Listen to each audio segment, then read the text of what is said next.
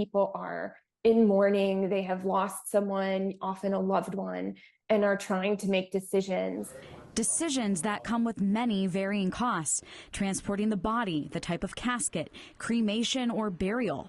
Those decisions sometimes have to be made under a lot of time pressure. People often don't have a lot of time to make these decisions, and they can be very expensive.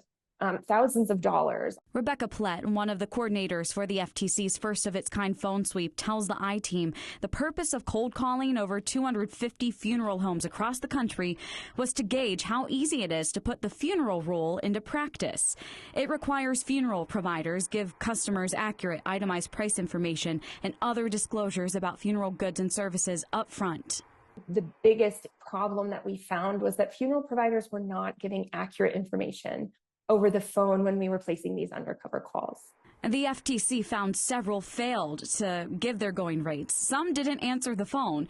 33% didn't give an itemized receipt, and some quoted different prices for the same service on different calls.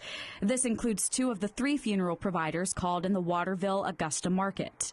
We did find that 2 of the funeral providers that we called in Maine did not comply with the funeral rule and actually received warning letters from us earlier this year. Really a sample size of everything that they find for these, what they were deemed violations, which really are not. President of the Maine Funeral Directors Association, Jason Smart, doesn't think the sweep paints a fair picture.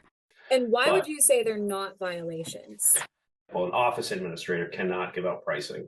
So if they got to take a message, they got to wait for the funeral director to be back. And I think the big thing is, I know I spoke to you briefly about kind of we're in a shortage here. Smart says he receives 3 to 5 calls a week on price information, and he gets back to them as soon as he can. For everyone I know, there's no deception here.